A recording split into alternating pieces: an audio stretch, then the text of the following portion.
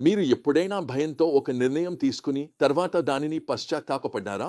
ఈ రోజు మనం ఒక కథలోకి లోతుగా వెళ్తున్నాం. ఇది మన పరిస్థితులు కాకుండా మన విశ్వాసం మన నిర్ణయాలను నడిపించకపోతే దాని పరిణామాలు ఎలా ఉంటాయో చూపిస్తుంది.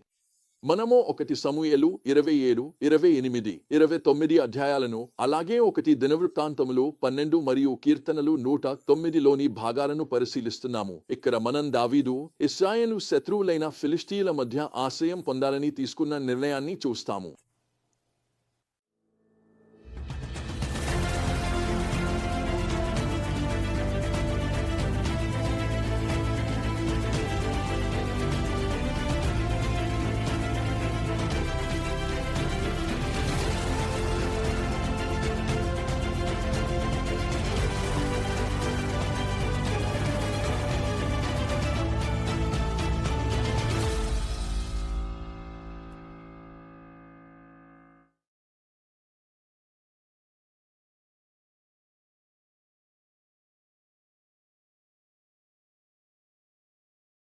ఈ భాగంలోని ప్రధాన సందేశం 1 సమూయేలు 27వ అధ్యాయం 1వ వచనంలో దావీదు ఆలోచనలలో కనిపిస్తుంది. కానీ దావీదు తనలో తానే ఇలా అనుకున్నాడు: ఈ రోజుల్లో ఏదో ఒక రోజు సౌలు చేతిలో నేను నాశనం అవుతాను. నేను చేయగలిగిన ఉత్తమమైన పని ఫిలిష్తీయుల దేశానికి పారిపోవడమే. అప్పుడు సౌలు ఇక ఇశ్రాయేల్లో ఎక్కడా నన్ను వెతకడం మానేస్తాడు. అప్పుడు నేను అతని చేతిలో నుండి తప్పించుకుంటాను.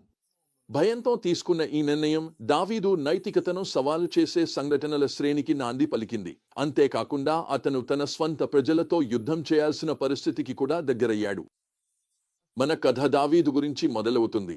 సౌలు నుండి నిరంతరం పారిపోతూ అలసిపోయిన అతను ఫిలిష్తీయుల ప్రాంతంలో ఆశ్రయం పొందాలని ఒక తీవ్రమైన నిర్ణయం తీసుకుంటాడు. ఇది ఒక ఆశ్చర్యకరమైన చర్య. ఇశ్రాయేలు భవిష్యత్తు రాజు తన దేశ శత్రువులతో చేతులు కలుపుతున్నాడు. ఈ నిర్ణయం తక్షణ సమస్య అయిన సౌలు వేట నుండి విముక్తి కలిగించిన కొత్త సమస్యల సముదాయాన్ని తెచ్చిపెడుతుంది. దావీదు తన సహచరులు మరియు వారి కుటుంబాలతో కలిసి గాత్లో స్థిరపడతాడు. తన అసలైన ఉద్దేశాన్ని దాచేందుకు అతను ఇతర జాతులపై దాడులు చేయడం ప్రారంభిస్తాడు. కానీ ఫిలిష్తీయుల రాజైన ఆసీష్కు మాత్రం తాను ఇశ్రాయేలు ప్రాంతాలపై దాడి చేస్తున్నానని చెబుతాడు. ఈ మోసపు జాలం మొదట్లో పనిచేస్తున్నట్లు కనిపిస్తుంది. ఆసీష్ దావీదు తన ప్రజలకు అసహ్యంగా మారిపోయాడని నమ్మి అతను శాశ్వతంగా తనకు సేవ చేస్తాడని భావిస్తాడు. కానీ అసలైన పరీక్ష ఫిలిష్తీయులు ఇశ్రాయేలుతో యుద్ధానికి సిద్ధమవుతున్నప్పుడు వస్తుంది. దావీదు యుద్ధంలో పాల్గొంటాడని ఆసీష్ ఆశిస్తున్నాడు. ఇది అతని స్వంత ప్రజలపై పోరాడే పరిస్థితిని తలపిస్తుంది. ఇది దావీదు కోసం తీవ్రమైన నైతిక సంఘర్షణ క్షణం. ఎందుకంటే అతను దేవుని రక్షణపై విశ్వాసం పెట్టకుండా ఫిలిష్తీయుల మధ్య శరణు కోరిన తన గత నిర్ణయం వల్ల ఇది ఏర్పడింది. ఈ కథనంలో మిళితంగా మనకు కవిత్వంగా దావీదు హృదయంలో ఉన్న కలవరాన్ని తెలియజేసే కీర్తన 109 కనిపిస్తుంది. ఈ కీర్తన శత్రువులు మరియు ద్రోహులపై న్యాయం కోసం చేసిన ఉత్సాహభరితమైన మొర. ఇది దావీదు భావోద్వేగాలకు నిజాయితీగా చేసిన వ్యక్తీకరణ అయినప్పటికీ భయంపై ఒక లోతైన పాఠాన్ని కూడా అందిస్తుంది. మన పరిస్థితులపై ఆధారపడేలా చేసి విశ్వాసం కంటే భయాన్ని ప్రేరణగా మార్చి దేవునిపై ఆధారపడేలా మనల్ని ప్రేరేపిస్తుంది. ఈ కథ మనకు విశ్వాసం, భయం మరియు మన నిర్ణయాల ఫలితాల గురించి అనేక ముఖ్యమైన పాఠాలను నేర్పుతుంది. మొదటిగా, ఇది మనకు విశ్వాసం కంటే భయంపై ఆధారపడి తీసుకునే నిర్ణయాల ప్రమాదాన్ని చూపిస్తుంది. దావీదు ఫిలిష్తీయుల వద్ద ఆశ్రయం కోరిన నిర్ణయం దేవుని వాగ్దానాలు మరియు రక్షణను మర్చిపోయిన నిరాశా క్షణంలో తీసుకున్నది. ఒక చిన్న రాజీ ఎలా నైతిక సంకటాల శ్రేణికి దారితీస్తుందో మనం కూడా చూస్తాము. దావీదు ఆసీష్కు చెప్పిన మొదటి అబద్ధం మరిన్ని మోసాలకు దారితీస్తుంది.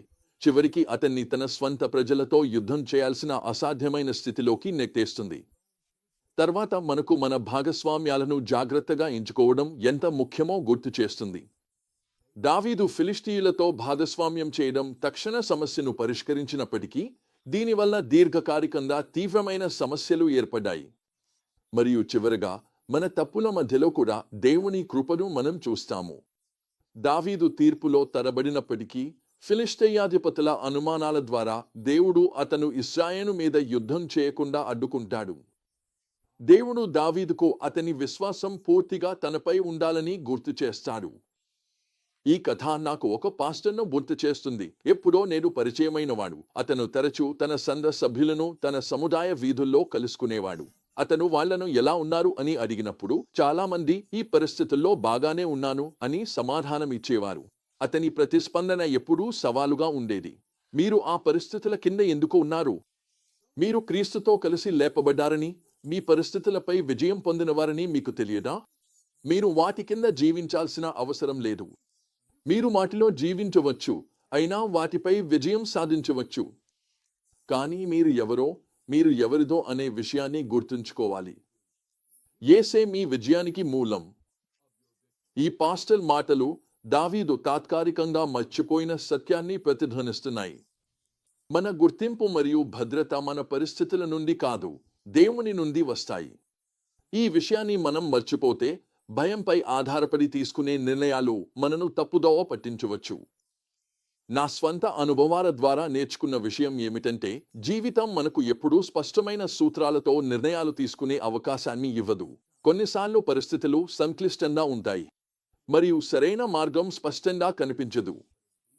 కానీ అలాంటి క్షణాల్లో భయం లేదా కష్టమైన పరిస్థితుల ప్రభావానికి లోనవ్వకుండా మన విశ్వాసం మరియు దేవునిలో మన గుర్తింపులో మనల్ని మనం స్థిరపరచుకోవడం అత్యంత ముఖ్యమైనది. అయితే ఈ సత్యాలను నేను మన జీవితాల్లో ఎలా వర్తింపజేయగలము? కష్టమైన నిర్ణయాలను ఎదుర్కొంటున్నప్పుడు ఒక క్షణం ఆగి ప్రార్థించండి. పరిస్థితులు ఎంత భారంగా అనిపించినా దేవుని మార్గదర్శకత్వాన్ని నమ్మే బలాన్ని మరియు జ్ఞానాన్ని ఆయనను అడగండి. తర్వాత మీరు ఏర్పరచుకునే బంధాలు మరియు భాగస్వామ్యాల విషయంలో జాగ్రత్తగా ఉండండి. తక్షణ లాభాలకే కాకుండా దీర్ఘకాలిక ప్రభావాలను కూడా పరిగణనలోకి తీసుకోండి. మరియు కష్టమైన పరిస్థితుల్లోనూ నిజాయితీ మరియు నైతికతను పాటించండి. చిన్న రాజీలో పెద్ద నైతిక సందిగ్ధతలకు దారితీస్తాయని గుర్తుంచుకోండి. మరియు మీరు కసితో లేదా ప్రతీకార భావంతో ఉన్నప్పుడు ఆ భావాలను దేవుని దగ్గర ప్రార్థనలోకి తీసుకెళ్లడం ముఖ్యం. దావీదు కీర్తన 1:9లో చేసినట్లుగా. కానీ అదే సమయంలో ఆ భావాల నుండి విముక్తి పొందేందుకు దేవుని సహాయం కోరండి మరియు ఆయనపై నమ్మకం ఉంచండి. మరియు క్రీస్తులో మీ గుర్తింపును గుర్తుంచుకోండి. మీ పరిస్థితులు మీరు నిర్వచించవు. దేవుని ప్రేమ మరియు ఆయన మీ జీవితంపై పెట్టిన పిలుపే మీరు నిర్వచిస్తుంది. దావీదు ఫిలిష్తీయులతో చేరిన కథ మనకు గుర్తు చేస్తుంది. గొప్ప నాయకులు కూడా దేవుని ప్రణాళికను కోల్పోయినప్పుడు భయం ఆధారిత నిర్ణయాలు తీసుకోవచ్చు. ఆయన వాగ్దానాలను మర్చిపోతారు. అయితే మీ విశ్వాసాన్ని మసకబార్చి మీ నిర్ణయాలను ప్రభావితం చేస్తున్న భయం ఉన్న ప్రాంతాలు ఏవైనా ఉన్నాయా? గుర్తుంచుకోండి, మీ పరిస్థితులు మీను నిర్వచించవు. మీ గుర్తింపు క్రీస్తులో ఉంది మరియు ఆయనే మీ విజయానికి మూలం. మీ పరిస్థితులపై నమ్మకం పెట్టుకోవడం కంటే ఆయన మార్గదర్శకత మరియు రక్షణ కోసం యేసును ఆశ్రయించడం నేర్చుకోండి.